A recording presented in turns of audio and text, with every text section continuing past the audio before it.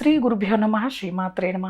Social post devotional channel ప్రేక్షకులందరికీ నమస్కారం, అందరికీ స్వాగతం.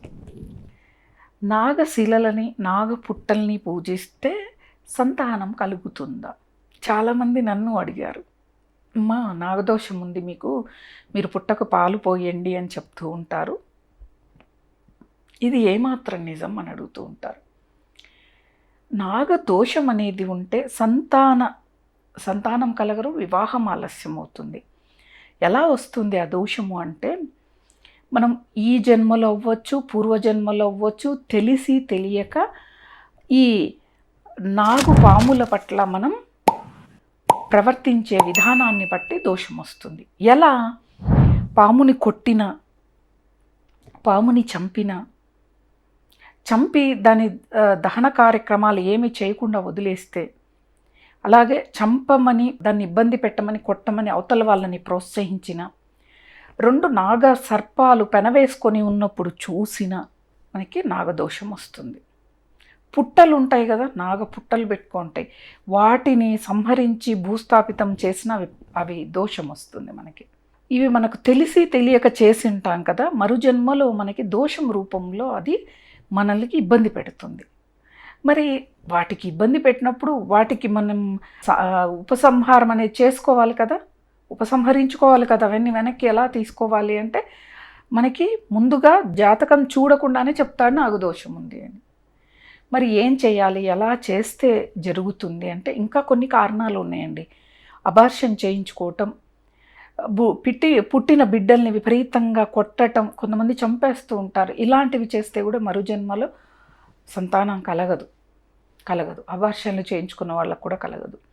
కానీ ఈ దోషాలన్నిటికీ కూడా నాగశిలలకి, నాగపుట్టలకి పాలు పోస్తే, పూజిస్తే మంచిదా అని అంటే నిజంగా. మనం శిలలకి పాలు పోసేవాళ్ళు కూడా పుట్టకి పోయమంటారు నాగదోషం ఉంటే. ఎందుకు? దీని వెనక ఉన్న సాంకేతిక కారణం ఏంటిది అంటే, దీని వెనక కారణం ఉంది. పుట్టల్ని ఎవరూ నిర్మించరండి.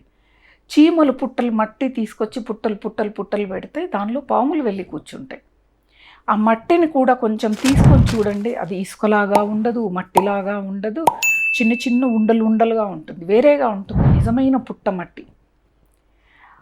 అయితే ఒక ఆదివారము, మంగళవారము ఆ పుట్ట దగ్గరికి తలారా స్నానం చేసి ఉతికి శుభ్రపరిచిన వస్త్రాలు ధరించి నాగపుట్ట దగ్గరికి వెళ్ళేటప్పుడు మనం ఏం తీసుకుపోతాం? నానబెట్టిన పెసరపప్పు, పచ్చిపాలు, వస్త్రము, అలాగే నువ్వుల పిండి, ఇవి తీసుకొని వెళ్తాం, కొబ్బరికాయ, ఇవన్నీ కూడా సమకూర్చుకొని వెళ్ళి వారు పోయాలి మొదటగా, తర్వాత పూజ చేయాలి. పసుపుని పూసి, ఏదో ఒక మోపురంకి పసుపు పూసి కుంకుమను పెట్టి, అక్కడ ఈ ప్రసాదం పెట్టి, దీపాలు పెట్టి, కొబ్బరికాయను కొట్టి, హారతి ఇచ్చే ముందు పాలని పోయాలి. ఆ పుట్టలో పాలని పోసి, మీ కష్టాన్ని, ఏ జన్మలో ఏ దోషం చేశానో, ఏ పాపం చేశానో, నిన్ను ఏ విధంగా ఇబ్బంది పెట్టానో, నన్ను నేనుగా అంటే అబార్షన్ చేయించుకున్న పిల్లల్ని చేశాను, తప్పులన్నిటినీ క్షమించు, ఈ జన్మలో నాకు సంతానం కావాలి అని చెప్పి మాత్రం భక్తితో, శ్రద్ధతో ఆ పాలని పోసి హారతి ఇవ్వాలి. ఈ పాలు పోసినప్పుడు ఏమవుతుందంటే అండి, పుట్ట తడుస్తుంది, అవునా? ఆ పుట్ట నుంచి తడిచినప్పుడు వచ్చే వాసన మనకి ఎక్కడా కూడా, మనకి మీరు వర్షం పడ్డప్పుడు వచ్చే వాసన వేరుంటుంది, పుట్టలో పాలు పోస్తే ఆ మట్టి నుంచి వచ్చే వాసన వేరుంటుంది. ఆ వాసన వల్ల గర్భ సంబంధమైన దోషాలు తొలగిపోతాయి. ఇక్కడ ఇది రహస్యం పుట్టకి పాలు పోయటానికి. అది ఎక్కడైనా పుట్ట దగ్గర నాగశిలల్ని పెడతారు, శిలల్ని పుట్టని రెండింటినీ పూజిస్తారు. ఎందుకంటే పెన వేసుకొని ఉన్న జంట నాగులను పూజించాలి. ఎందుకు? జంట నాగులుగా ఉన్నప్పుడు చూసిన దోషం వల్ల వివాహం ఆలస్యం, సంతానం ఆలస్యం అవుతుంది. పుట్టకి పాలు పోయాలి. ఆ సువాసన మనం పీల్చటం వల్ల మనకి గర్భ సంబంధమైన దోషాలన్నీ తొలగిపోయి సంతానం, గర్భం దాల్చడం అవకాశం కలుగుతుంది. ఇది నాగుల్ని పూజిస్తే సంతానం కలుగుతుందా, వివాహం కలుగుతుందా అంటే దానికి కారణం ఇది అన్నమాట. ఏదీ లేకుండా మనకి ఏదీ చెప్పలేదండి, ఏదో కారణం ఉంది కాబట్టి మనం వీటన్నిటినీ కూడా ఆచరిస్తున్నాం. తరతరాలుగా ఆచరిస్తున్న సాంప్రదాయం ఇది. ఈ జనరేషన్ ఆ జనరేషన్ అనేది లేదు, తరతరాలుగా మనమందరము కూడా సంతానం అవ్వకపోతే పుట్టకెళ్ళి పాలు పోయటం, ఉపవాసం ఉండటం, ఇవన్నీ చేస్తూ సంతానాన్ని కన్నవాళ్ళు చాలామంది ఉంటారు.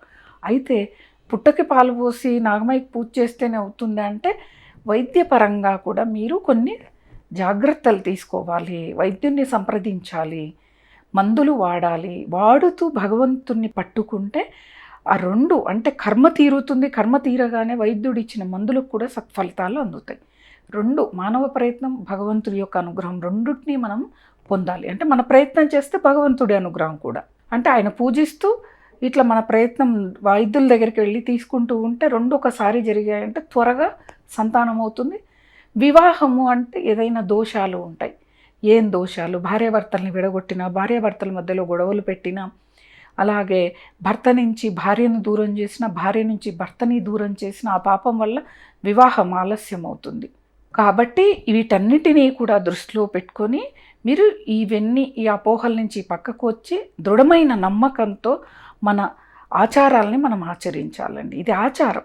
ప్రతి సంవత్సరం శ్రావణ మాసంలో కానీ కార్తీక మాసంలో కానీ పుట్టకు పాలు పోయటం వెనక ఉన్న ఏంటిది కారణము అంటే పాముల పట్ల గౌరవం కూడా అండి. పంటల్ని సంరక్షిస్తాయి పాములు, మనకు తెలియదు, నిజం చెప్తున్నాను. పంటలలో బాగా పండుతున్నప్పుడు కలుగులు ఏర్పరచుకొని ఎలకలు ఉంటాయి. అవి వచ్చి పంటను నాశనం చేసి కలుగులోకి వెళ్తాయి. ఆ కలుగులోకి మనము ఏం పెట్టినా వాటిని ఇది చేయలేం, వాటిని పారిపోయేలాగా చేయలేం. పాము అయితే కలుగుల్లోకి దూరి ఎలకని పారిపోయేలాగా చేస్తుంది, ఆ పొలం నుంచి రక్షిస్తుంది. అందుకు కృతజ్ఞతగా మనం కార్తీక మాసంలో కానీ శ్రావణ మాసంలో పంటలు పండించే సమయంలోనే నాగుల్ని పూజించుకునే సాంప్రదాయం, కృతజ్ఞతగా చేసుకునే సాంప్రదాయం ఇది. కాబట్టి ప్రతి ఆచారం వెనక మనకు సంబంధించిన కారణమే ఉంటుంది. కాబట్టి ప్రతి ఒక్కటి నమ్మకంతో చేయండి, భక్తితో చేయండి, తప్పకుండా ఫలితాల్ని అందుకుంటారు. స్వస్తి.